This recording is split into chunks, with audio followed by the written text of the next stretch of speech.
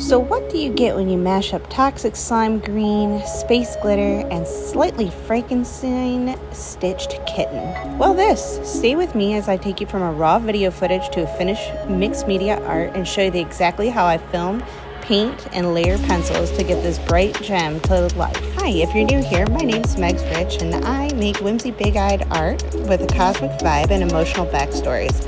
I make new videos and upload whenever I feel like, so let's go ahead and paint.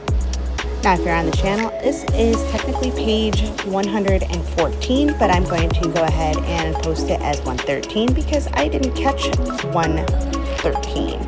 Anywho, I call this one the Void Prism Kitty. It's the mini-series that I am drawing for 300 days, and this is kind of where I'm at. Now, if you stumbled onto this video, you know that I haven't been on for a while. There's a reason why. I've had a lot of extra work come up my way, and it's not all included with my art because I happen to have a life outside of YouTube. This is just for fun and for you guys to watch me draw. Now, anything that goes in the book is mixed media, and it is basically me practicing so that I can come up with better techniques. Currently, I'm obsessed with stitched characters, and this is a little visual reminder that the repairs is part of the story, not the end of it. So the forehead is in stitches. Healing after chaos and the heart patches frames is a gem because the value is often given buried underneath the scars. That little Venus symbol tucked below, well, that's a link to feminine resilience, and the ground is a star field full of cut stones and your inner world scattering light in every direction. Yes, I know it's cute, but it also is about rebuilding, and I hope that you guys can see that with my work. And let's just be honest, this piece gives me full-on Lisa Frank vibes. I had thought that from the very moment that this was conceptualized. So I start by pre-wetting the body so my neon wash diffuses smoothly. And the color that I'm using today is Toxic Green, which is a mix of color A from this set, a hint of warm yellow, and a touch of blue to cool the shadow side. I dropped a richer pigment where the fur would turn under and the belly on the inside of the arms and the base of the tail. And for the shadows, I use violet. I float a diluted magenta into the wet edges, and it fuses and gives me that ultraviolet glow. And the background gets the first a cloudy lay of violet and black, so later pencils and pastels pop harder. And that's kind of how I start off this painting. Now, what I learned in one of my previous paintings, the spacewalk, I like to lay down the pops of color that are going to be more on the neon before I start going in with the shading colors over top of it, just because that wash gives it more of a bright pop undertone. So that's kind of what I did here for the background and foreground of the kitty picture.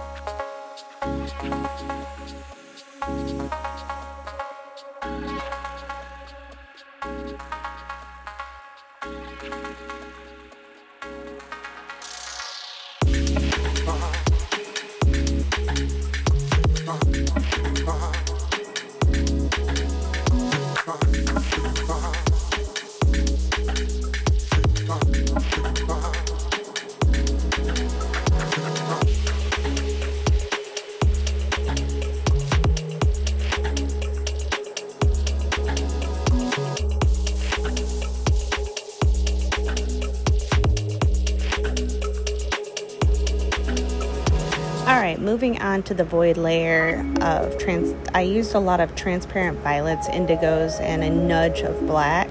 around the edges especially. And I like to swirl it in water and lift the paper towel a little bit to give it more of a nebula swirl effect. Then I'll paint the big retro space sparkles, elongated X stars, and I do that with pink pastel pink centers so that the cool greens really kind of pop. I left the negative space for the larger cut gem. Oh my gosh, I am listening to this in editing and all I can hear is... He wrote uncut gem. Right. Alright, so now that we are sufficiently laughing during this video, we are going to be talking about the pencils. Now, I do like to make sure that my paper is bone dry. It doesn't take very long. I do use a soft cord oil pencil. These ones are in between the Calor pencils and the Broom Fensters. I did use a little bit of watercolor pencils as well, especially for the background, but not so much for the Kit Kat herself. I do like to use the neon colored pencils that come with the Calor sets, so that's kind of what I was using to create the texture on the cat. I switch between blues, greens, purples, and all kinds of different colors, so you guys can just take a peek there. If you are interested in a full color walkthrough of my Calor sets, please let me know in the comments. I would love to hear if you guys would be interested in something like that and how they perform. These ones, they're not my favorite pencils. I personally like Faber & Castell pencils a lot better. I also like Premier colored pencils a lot better, but these ones work for practice. And through this part, you start seeing me use a black colored pencil, but then I switched over to a brush pen. This is just something that I use to do my hard lines for any of my animated drawings. To be completely honest with you, I wish I wouldn't have done this. I wish I would have stuck with the colored pencils because I kind of wish that I would have had that more lighter, airy kind of feel to it. I felt like it brought the cat it was just a little too much. So if I could go back and do it again, I wouldn't have used the pen itself, to be completely honest.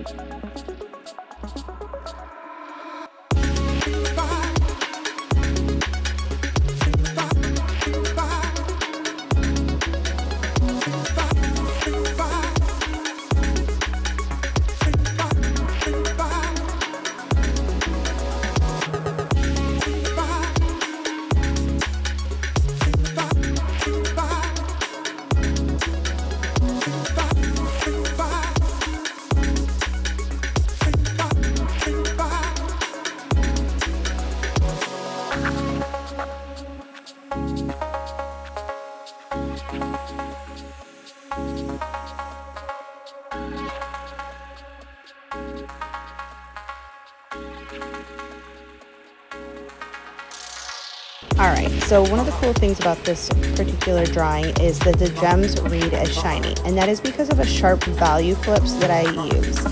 Think triangles. Light hits on one face and keep it pale, and then on the adjacent face you're going to use darker saturated colors. The bouncing light from below, tiny triangles of the background color, and then the final pop is going to be hard white specks at the brightest edges. Plus, you're also going to want to have a faint reflective rim on the dark side. See the heart of the gem. I blocked 3 panels, the top light ice blue, and then the mid is going to be more of a violet color, and then the bottom reflective void.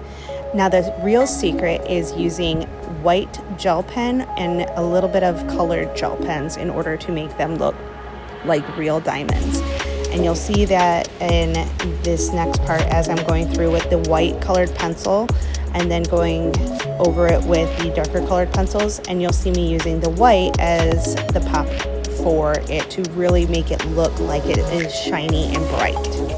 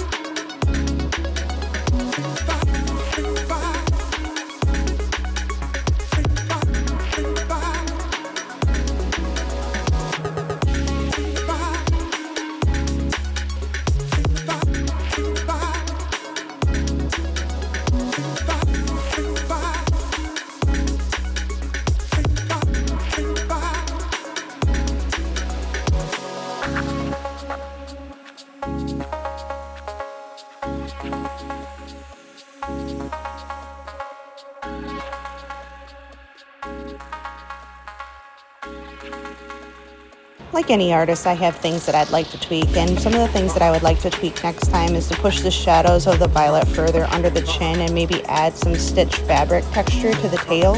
But overall, I love the gem heart and how the background diamonds echo this.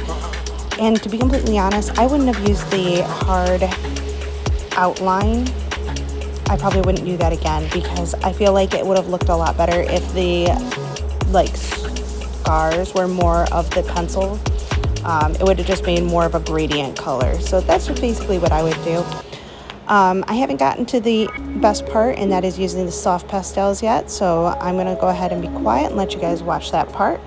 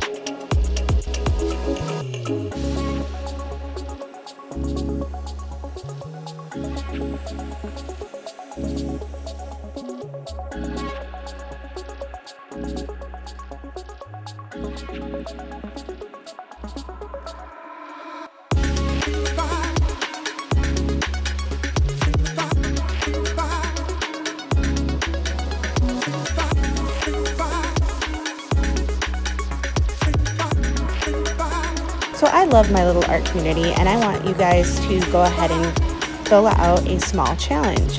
I want to see your Stitch Space creatures. Grab your bright neon colors that you've never used and pick an animal, at least one patch or a gem that means something to you, and post it with the Boy Prism Challenge. That way I can feature you on my next commentary video of my artwork and show off your work. All right, now a little flip through so that you guys can remember what I've been working on in the last few months. If this video helped, tap the like button, tell the algorithm that this neon stitch kitty deserves some love, subscribe for more mixed media time lapses, art talks, and behind the booth prep as I build towards my summer vendor table. See you in the next video. Bye guys!